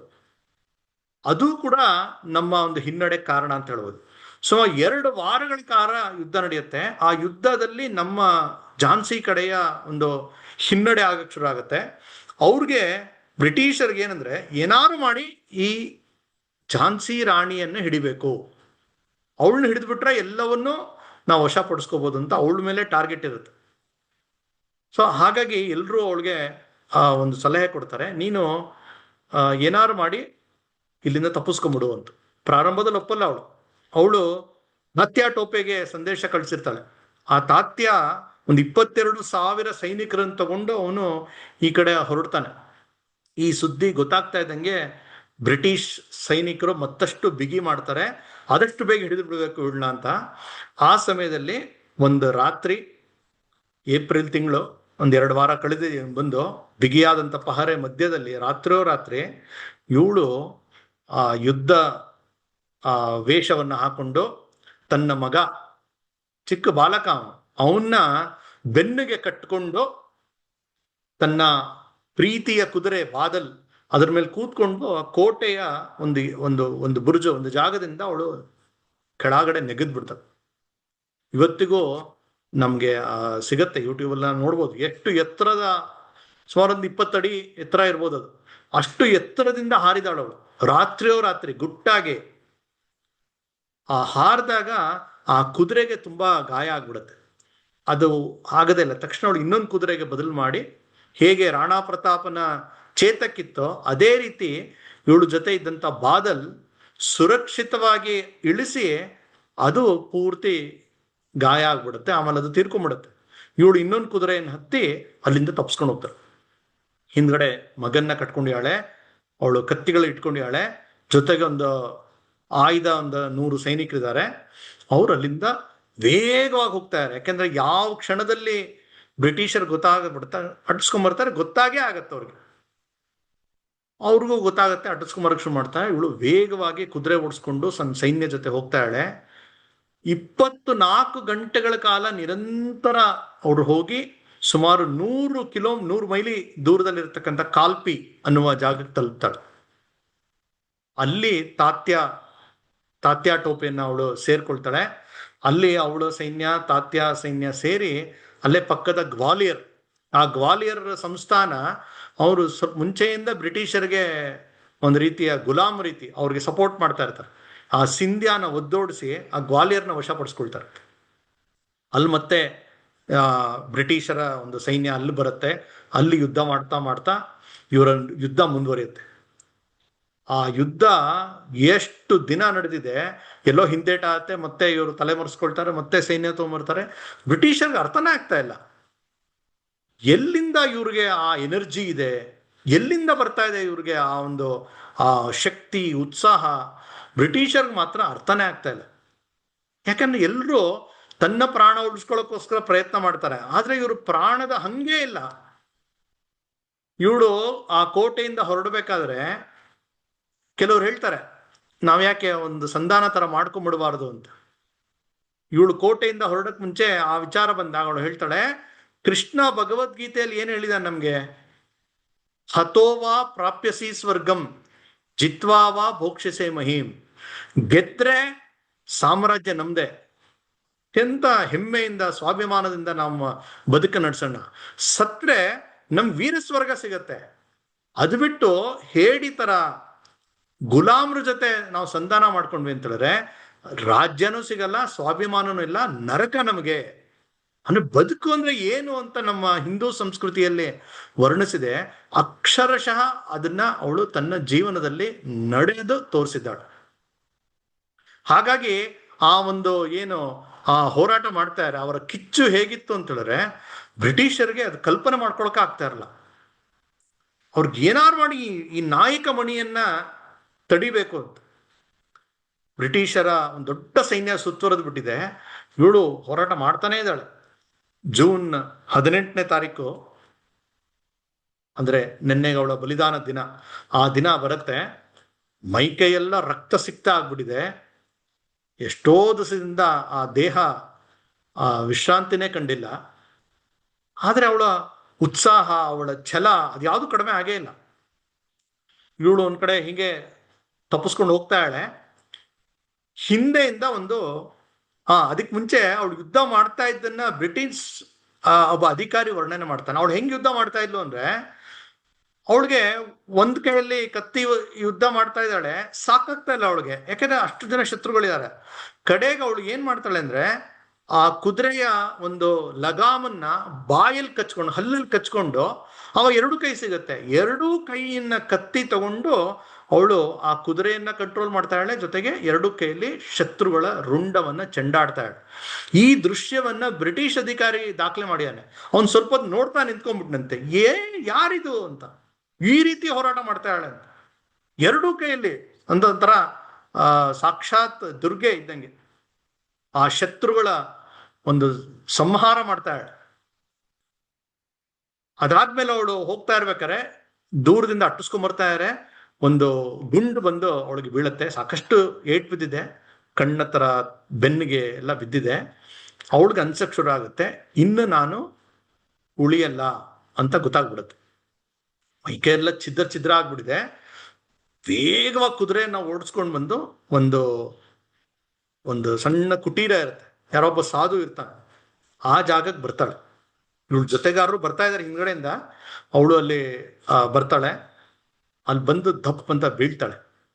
ಪ್ರಾಣ ಹೊಟ್ಟೋಗ್ಬಿಟ್ಟಿದೆ ಅಂತ ಗೊತ್ತಾಗಿದೆ, ಅವಳು ಹೊಟ್ಟೋಗ್ತಾ ಇದೆ ಅಂತ. ಅವಳು ಆಗ ಬಂದಾಗ ಅವ್ರ ಜೊತೆಗಾರ ಇರ್ತಾರೆ, ಅವಳಿಗೆ ಹೇಳ್ತಾರೆ, ನೋಡಿ ನೀವು ಹೋರಾಟ ಮುಂದುವರಿಸಿ ಅಂತ ಹೇಳಿ ಅವಳ ಹತ್ರ ಕೆಲವು ಆಭರಣ ಇರುತ್ತೆ, ಆ ಆಭರಣ ಎಲ್ಲ ಅವಳಿಗೆ ಕೊಟ್ಬಿಟ್ಟು, ಈ ಆಭರಣವನ್ನು ನೀವು ಉಪಯೋಗಿಸ್ಕೊಳ್ಳಿ, ಹೋರಾಟ ಮುಂದುವರಿಸಿ, ಬೆನ್ ತೋರಿಸ್ಬೇಡಿ, ಸ್ವಾಭಿಮಾನವನ್ನ ಮೆರೆಯಿರಿ ಅಂತ ಅವರೆಲ್ಲ ಸೈನಿಕರಿಗೆ ಹೇಳಿ ಅವಳು ಹೇಳ್ತಾಳೆ, ಒಂದು ವಿನಂತಿ ಏನಂದ್ರೆ, ಯಾವುದೇ ಕಾರಣಕ್ಕೂ ಈ ಪರಕೀಯರಾದಂತಹ ಈ ಬ್ರಿಟಿಷರು ನನ್ನನ್ನು ಮುಟ್ಟಬಾರದು. ಆ ಅಪವಿತ್ರ ಕೈಯಿಂದ ನಾನು ಸ್ಪರ್ಶಳಾಗಬಾರ್ದು. ಆ ಥರ ದಯವಿಟ್ಟು ನನ್ನ ನೋಡ್ಕೊಳ್ಳಿ, ನನ್ನ ಪ್ರಾಣ ಹೋಗ್ತಾ ಇದೆ. ಅವ್ರು ಇನ್ನೇನು ಬಂದ್ಬಿಡ್ತಾರೆ, ಇನ್ನೊಂದು ಸ್ವಲ್ಪ ಹೊತ್ತಲ್ಲೇ ಬಂದ್ಬಿಡ್ತಾರೆ, ಅಟ್ಟಿಸ್ಕೊಂಡ್ ಬರ್ತಾ ಇದ್ದಾರೆ ಅವರು. ಆ ಬರಕ್ ಮುಂಚೆ ನನ್ನ ದೇಹವನ್ನು ನೀವು ಸುಟ್ಟು ಬಿಡಿ ನೀವು ಅಂತ ಕೇಳ್ಕೊಳ್ತಾ, ಆ ಸಾಧುವನ್ನ ಪ್ರಾರ್ಥನೆ ಮಾಡ್ತಾ ಅವಳು ಅಲ್ಲೇ ತನ್ನ ಪ್ರಾಣವನ್ನ ಬಿಟ್ಬಿಡ್ತಾಳೆ. ಇವರು ಅವಳ ಮಾತನ್ನ ನೆರವೇರಿಸ್ಬೇಕು ಅಂತ ಹೇಳಿ ಅಲ್ಲೇ ತಕ್ಷಣ ಒಂದು ಚಿತೆ ತಯಾರು ಮಾಡಿ ಅವಳ ದೇಹವನ್ನ ಇಟ್ಟು ಅವರು ಬೆಂಕಿ ಹಚ್ಬಿಡ್ತಾರೆ. ಆಗ ಬ್ರಿಟಿಷರು ಬರ್ತಾರೆ. ಬ್ರಿಟಿಷರಿಗೆ ಅವಳ ರಾಜ್ಯವನ್ನ ತಗೊಳ್ಬೇಕು ಅಂತ, ಇವಳನ್ನ ಹಿಡಿಬೇಕು ಅಂತ ಬಂದವ್ರಿಗೆ ಅವಳ ಮುಕ್ತ ಕೂಡ ಆಗ್ಲಿಲ್ಲ. ಸುಮಾರೊಂದು 30 ವರ್ಷ ಅವಳಿಗೆ ಆಗ. 1828ನೇ ಇಸ್ವಿಯಲ್ಲಿ ಹುಟ್ಟಿದ್ದವಳು. 1858ನೇ ಇಸ್ವಿ ಜೂನ್ 18ನೇ ತಾರೀಕು ಅವಳ ದೇಹ ಅಂತ್ಯ ಆಗುತ್ತೆ. ಕಡೆ ಕ್ಷಣದ ತನಕ ಅವಳು ತನ್ನ ಸ್ವಾಭಿಮಾನವನ್ನ ಬಿಡ್ಲಿಲ್ಲ, ತನ್ನ ಸ್ವದೇಶ ನಿಷ್ಠೆಯನ್ನ ಬಿಡ್ಲಿಲ್ಲ. ಆರಾಮಾಗಿ ಅವಳು ಅವ್ರ ಜೊತೆ ಕಾಂಪ್ರಮೈಸ್ ಮಾಡಿ ಅವ್ರ ಜೊತೆ ಇದ್ಬಿಡ್ಬೋದಾಯ್ತು, ಅಥವಾ ಬ್ರಿಟಿಷರ್ ಕೊಟ್ಟಂತ ಆ ಒಂದು ಪೆನ್ಷನ್ ನೋಡ್ಕೊಂಡು ಸಾಮಾನ್ಯಳಂತೆ ಬದುಕಬಹುದಾಯಿತು. ಆದರೆ ಅವಳು ಆಯ್ಕೆ ಮಾಡಿಕೊಂಡಂತ ದಾರಿ ಯಾವುದು ಅಂದ್ರೆ ಧೀರರ ದಾರಿ, ವೀರರ ದಾರಿ, ಹೇಡಿಗಳ ದಾರಿ ಅಲ್ಲ. ಹಾಗಾಗಿ ಇವತ್ತಿಗೂ ಅವಳ ನೆನಪಿಸ್ಕೊಳ್ತು. ಇಷ್ಟು ವರ್ಷ ಆಗಿದೆ ಅವಳು ತೀರ್ಕೊಂಡು. ತೀರ್ಕೊಂಡ ನಂತರ ಅವಳ ದೇಹ ಅವತ್ತು ಈ ಭೂಮಿಯನ್ನು ಬಿಡ್ತು. ಆದರೆ ಜಾನಪದದ ಹಾಡುಗಳಲ್ಲಿ, ಲಾವಣಿಗಳಲ್ಲಿ, ಕಲೆಯಲ್ಲಿ, ಸಾಹಿತ್ಯದಲ್ಲಿ ಆಳವಾದಂಥ ಒಂದು ಪ್ರಭಾವ ಬೀರಿದಂಥ ಒಂದು ವ್ಯಕ್ತಿತ್ವ. ಅವಳ ಸ್ಟ್ಯಾಚುಗಳು ನಾವು ನೋಡ್ತೀವಿ. ಇವತ್ತಿಗಂತೂ ನಾವು ಶಾಲೆಗಳಲ್ಲಿ ಏನಾದ್ರು ಸ್ಪರ್ಧೆ ನಡೆದ್ರೆ ಆ ಸ್ಪರ್ಧೆಯಲ್ಲಿ ಒಂದು ಪಾತ್ರ ಝಾನ್ಸಿ ರಾಣಿ ಇದ್ದೇ ಇರುತ್ತೆ. ಅಥವಾ ಸ್ವಾತಂತ್ರ್ಯ ಹೋರಾಟಗಾರರು ಅಂತ ಹೆಸರು ಬಂತು ಅಂತ ಹೇಳಿದ್ರೆ ನಮ್ಗೆ ಇದ್ದೇ ಇರುತ್ತೆ. ಒಬ್ರು ಸುಭದ್ರ ಕುಮಾರಿ ಚೌಹಾಣ್ ಅಂತೇಳಿ, ಅವರು 1930 ದಶಕದಲ್ಲಿ ಬರೀತಾರೆ ಒಂದು ಇವಳ ಬಗ್ಗೆ ಕವನ, ತುಂಬಾ ಪ್ರಸಿದ್ಧವಾದದ್ದು. ಅದ್ರಲ್ಲಿ ಹೇಳ್ತಾರೆ, ಚಮಕ್ಕುಟಿ ಸನ್ 57 में ये तलवार पुरानी थी, खूब लड़ी मर्दानी वो तो ಝಾನ್ಸಿ ವಾಲಿ ರಾಣಿ ಥಿ. 57ರ ಇಸ್ವಿಯಲ್ಲಿ ಜಗಮಗಿಸಿತ್ತು ಹಳೆಯದೊಂದು ತಲ್ವಾರ್, ಪುರುಷರಂತೆ ಅಮೋಘವಾಗಿ ಹೋರಾಡಿದಾಕೆ ಅವಳೇ ಝಾನ್ಸಿಯ ರಾಣಿ ಅಂತ ಅವಳ ಬಗ್ಗೆ ಬರೀತಾರೆ. ಅನೇಕ ಕಾದಂಬರಿಗಳು ಬಂದಿದೆ, ಸಿನಿಮಾ ಬಂದಿದೆ. ಅಂದ್ರೆ ಅವಳ ಬದುಕು, 30 ವರ್ಷದ ಬದುಕು ಹೇಗಿತ್ತು ಅಂದ್ರೆ ನೂರಾರು ವರ್ಷವಾದರೂ ಜನರಿಗೆ ಇನ್ಸ್ಪೈರ್ ಮಾಡ್ತಕ್ಕಂತಹ ಒಂದು ಶಕ್ತಿ ಅದ್ರಲ್ಲಿ ಅಡಗಿತ್ತು. ಲೋಕಮಾನ್ಯ ತಿಲಕರು ಅವರ ಪತ್ರಿಕೆಯಲ್ಲಿ, ಕೇಸರಿ ಪತ್ರಿಕೆಯಲ್ಲಿ ಅವಳ ಕುರಿತಾಗಿ ಒಂದು ಲೇಖನ ಬರೀತಾರೆ. ಅಂದ್ರೆ 1895 ಇಸ್ವಿಯಲ್ಲಿ ಪ್ರಾರಂಭ. ಅಂದ್ರೆ ಇನ್ನೂ ಆ ಕಥೆಗಳನ್ನೆಲ್ಲ ಮುಚ್ಚಿಟ್ಬಿಟ್ಟಿದ್ರು. ಆ ಸಮಯದಲ್ಲೇ ಕೆಲವರೆಲ್ಲ ಅದನ್ನೆಲ್ಲ ನೆನಪಿಸ್ಕೊಳ್ತಾ ಇದ್ರು. ಮುಂದೆ ಸಾವರ್ಕರ್, ಅಂದ್ರೆ 1857 ಆಗಿ 50ನೇ ವರ್ಷಕ್ಕೆ ಸಾವರ್ಕರ್ ಈ ಎಲ್ಲ ಇತಿಹಾಸವನ್ನ ದಾಖಲೆ ಸಹಿತ ಬೆಳಕಿಗೆ ತಂದ್ರು. ಅವ್ರೇನಾರು ಆ ಪುಸ್ತಕ ಬರೀಲಿಲ್ಲ ಅಂದ್ರೆ ಸಾವರ್ಕರ್, ನಮ್ಗೆ ಝಾನ್ಸಿ ರಾಣಿ ಅನ್ನೋ ಹೆಸರೇ ಪ್ರಾಯಶಃ ಗೊತ್ತಾಗ್ತಾ ಇರಲಿಲ್ಲ. ಅವರು ಆ ಸತ್ಯವನ್ನ ಹೊರಗೆ ತರ್ತಾರೆ. ಸ್ವಾತಂತ್ರ್ಯ ಹೋರಾಟದ ಮುಂದಿನ ಎಲ್ಲ ಹೋರಾಟಗಾರರಿಗೆ ಪ್ರೇರಣೆ ಕೊಡ್ತಾರೆ. ಸುಭಾಷ್ ಚಂದ್ರ ಬೋಸ್ ಅವರು ಇಂಡಿಯನ್ ನ್ಯಾಷನಲ್ ಆರ್ಮಿಯನ್ನ ಅವರು ಸ್ಥಾಪನೆ ಮಾಡಿದಾಗ ಅದರಲ್ಲಿ ಮಹಿಳೆಯರಿಗೆ ಒಂದು ರೆಜಿಮೆಂಟ್ ಮಾಡ್ತಾರೆ. ಅದಕ್ಕೆ ಹೆಸರಿಡ್ತಾರೆ ಝಾನ್ಸಿ ರಾಣಿ ರೆಜಿಮೆಂಟ್. ಈ ರೀತಿ ಒಬ್ಬ ಹೋರಾಟ, ಸ್ವಾಭಿಮಾನ, ಸ್ವದೇಶ ನಿಷ್ಠೆ, ನಿರ್ಭೀತಿ ಅನ್ನುವ ಏನೇ ವಿಷಯ ಬಂದರೂ ನಮ್ ನೆನಪಾಗುವಂತ ಒಂದು ಹೆಸರು ಅಂದ್ರೆ ಝಾನ್ಸಿ ರಾಣಿ. ಬರೀ ನಮ್ಮವರಲ್ಲ, ಬ್ರಿಟಿಷರ್ ಹೇಳಿದ್ದು ಒಬ್ಬ, ಅವನು ಬ್ರಿಟಿಷ್ ಕಮಾಂಡರ್, ಯಾರು ಈ ಎಲ್ಲಾ ಯುದ್ಧಗಳಲ್ಲಿ ಬ್ರಿಟಿಷರ ನೇತೃತ್ವ ವಹಿಸಿದ್ದ ಜನರಲ್ ಹ್ಯೂ ರೋಸ್ ಅಂತ ಹೇಳಿ, ಅವನು ಹೇಳ್ತಾನೆ, the bravest and best military leader among rebels was Jhansi Rani ಅಂತ ಬರೀತಾನೆ.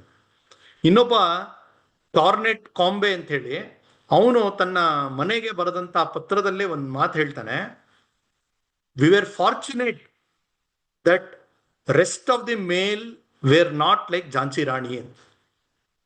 ವಿ ವೇರ್ ಫಾರ್ಚುನೇಟ್ ಅಂದ್ರೆ ಅವ್ರು ಯಾಕೆ ಫಾರ್ಚುನೇಟ್ ಅಂದ್ರೆ ಅಕಸ್ಮಾತ್ ಎಲ್ಲರೂ ಝಾನ್ಸಿ ರಾಣಿ ತರ ಇದ್ದಿದ್ರೆ ನಮ್ ಕತೆ ಮುಗಿದೋಗ್ತಾ ಇತ್ತು, ನಾವು ಬದುಕ್ಬಿಟ್ವಿ ಅಂತ ಹೇಳಿ ಅವನು ಪತ್ರ ಬರೀತಾನೆ. ಹೀಗೆ ಸ್ವಾತಂತ್ರ್ಯ ಹೋರಾಟದ ಒಂದು ಮಹತ್ವಪೂರ್ಣವಾದಂತಹ ಘಟ್ಟ 1857. ಆ 57ರಲ್ಲಿ ಸ್ವಲ್ಪ ನಮ್ಮ ಅನುಶಾಸನ ಇತ್ಯಾದಿ ಕೆಲವು ಸಣ್ಣ ಪುಟ್ಟ ನಮ್ಮ ಕೊರತೆಗಳು ನಮ್ಮನ್ನ ಹಿನ್ನಡೆ ಮಾಡ್ತು. ಅಕಸ್ಮಾತ್ ಎಲ್ಲ ಸರಿಯಾಗಿದ್ರೆ ನಮ್ಗೆ ಸ್ವಾತಂತ್ರ್ಯ ಅವಾಗಲೇ ಬಂದ್ಬಿಡ್ತಾ ಇತ್ತು. ಅಂದ್ರೆ ಈಗ ಬಂದಿದ್ದಕ್ಕಿಂತ 90 ವರ್ಷ ಮುಂಚೆನೆ ಬಂದ್ಬಿಡ್ತಾ ಇತ್ತು. ಆದ್ರೆ ಇರ್ಲಿ, ಆ ಮಹಾಸಮರ ಏನ್ ನಡೀತೋ ಇದರ ಪ್ರಭಾವ ಮುಂದಿನ 90 ವರ್ಷದ ಹೋರಾಟಕ್ಕೆ ಆ ಒಂದು ಕಿಡಿ ಜಾರಿ ಇಡಲು ಇದು ಸಹಕಾರಿಯಾಯಿತು. ತಾತ್ಯಾ ಟೋಪೆ, ನಾನಾ ಸಾಹೇಬ್, ಝಾನ್ಸಿ ರಾಣಿ, ಜಗದೀಶ್ಪುರದ ಕುವರ್ ಸಿಂಹ, ಅಜಿಮುಲ್ಲಾ ಖಾನ್, ರಂಗೋ ಬಾಪೂಜಿ, ನರಗುಂದದ ಬಾಬಾ ಸಾಹೇಬ, ಮುಂಡರ್ಗಿ ಭೀಮರಾಯ್, ಸುರಪುರದ ವೆಂಕಟಪ್ಪ ನಾಯಕ, ಈ ರೀತಿ ಎಲ್ಲಾ ಈ ನಾಯಕ ಶಿರೋಮಣಿಗಳ ಹೋರಾಟ ಮುಂದಿನ 90 ವರ್ಷದ ಸಶಸ್ತ್ರ ಹೋರಾಟ. ಅದು ವಾಸುದೇವ್ ಬಲ್ವನ್ ಫಡ್ಕೆ, ಚಾಪೇಕರ್ ಸಹೋದರರು, ಕೂಕ ಆಂದೋಲನ, ವಿನಾಯಕ ದಾಮೋದರ ಸಾವರ್ಕರ್, ಅದಾದ್ಮೇಲೆ ಬಂದಂತಹ ಗದರ್ ಚಳುವಳಿ ಇರ್ಬೋದು, ಒಂದೇ ಮಾತರಂ ಹೋರಾಟ ಇರ್ಬೋದು, ಲಾಲ್ ಬಾಲ್ ಪಾಲ್, ಭಗತ್ ಸಿಂಗ್, ಚಂದ್ರಶೇಖರ್ ಆಜಾದ್, ರಾಜ್ಗುರು, ಸುಖದೇವ್, ಸುಭಾಷ್ ಚಂದ್ರ ಬೋಸ್ ತನಕ ನಡೆದಂತ ಸಶಸ್ತ್ರ ಹೋರಾಟದ ಒಂದು ಆ ಇಂಧನವನ್ನ ಈ ರೀತಿಯ ನಾಯಕ ಮಣಿಗಳಿಂದ ಸಿಕ್ತು. ಇದು ಸಾಮಾನ್ಯ ಒಂದು ರೀತಿಯ ಬ್ರಾಹ್ಮಣ ಕುಟುಂಬದಲ್ಲಿ ಎಲ್ಲೋ ಒಂದ್ ಕಡೆ ಹುಟ್ಟಿ ಬಿಟೂರ್ನಲ್ಲಿ ಬೆಳೆದು ಒಂದು ರಾಣಿಯಾಗಿ, ಮಗ ಸತೋದ, ಗಂಡ ಸತೋದ್ರು, ರಾಜ್ಯದ ಜವಾಬ್ದಾರಿ ಬಂತು, ಅಯ್ಯೋ ಅಪ್ಪ ಅಂತ ತಲೆ ಮೇಲೆ ಕೈ ಇಟ್ಕೊಳ್ದೆ ಆ ಸ್ಥಾನದಲ್ಲಿದ್ದು ನಮ್ಮ ದೇಶ ಉಳಿಬೇಕು, ಭಾರತ ಉಳಿಬೇಕು ಅಂತ ಹೇಳಿದ್ರೆ ಈ ಪರಕೀಯರ್ ಇಲ್ಲಿಂದ ದೂರಕ್ಕೆ ಹೋಗ್ಬೇಕು, ನಾವು ತಲೆಬಾಗಬಾರ್ದು ಅಂತ ಹೇಳಿ ಹೋರಾಟ ಮಾಡಿ ಭಾರತದ ಮನೆಯಲ್ಲಿ ಹೆಣ್ಣು ಮಕ್ಕಳಿಗೆ ಒಂದು ವೀರರ ಕತೆ ಹೇಳ್ಬೇಕು ಅಂತ ಹೇಳಿದ್ರೆ ಝಾನ್ಸಿ ರಾಣಿ. ಶರಣಾಗತಿ ಅಥವಾ ಸ್ವಾಭಿಮಾನ ಎರಡು ದಾರಿ ಕಣ್ಮುಂದೆ ಬಂದಾಗ ಅವಳು ಆಯ್ಕೆ ಮಾಡಿದ್ದ ಸ್ವಾಭಿಮಾನ. ಶರಣಾಗತಿಯಲ್ಲಿ ಬದುಕ್ಬೋದು, ಆದ್ರೆ ಆ ರೀತಿ ಬದುಕಿದ್ರು ಸತ್ತಂತೆ. ಸ್ವಾಭಿಮಾನ ದಾರಿಯಲ್ಲಿ ಸತ್ತೋಗ್ಬೋದು, ಆದ್ರೆ ಸತ್ತು ಬದುಕ್ತಂತೆ. ಯಾಕೆಂದ್ರೆ ಅವಳು ಸತ್ತಿ ಅಂತ ಯಾರಿಗನ್ಸತ್ತೆ? ಇವತ್ತಿಗೂ ಅವಳು ಎಲ್ಲರ ಒಂದು ನೆನಪಿನಲ್ಲಿ ಅವಳು ಜೀವಂತವಾಗಿದ್ದಾಳೆ. ಆ ರೀತಿಯ ದಾರಿಯನ್ನ ಆಯ್ಕೆ ಮಾಡಿದಂತ 1857 ಮಹಾಸಮರದ ವೀರಾಗ್ರಣಿ ಝಾನ್ಸಿ ರಾಣಿ ಲಕ್ಷ್ಮೀಬಾಯಿಯರ ಬಲಿದಾನದ ಒಂದು ಸಂದರ್ಭದಲ್ಲಿ ಅವಳ ನೆನಪುಗಳು. ನಮಸ್ಕಾರ.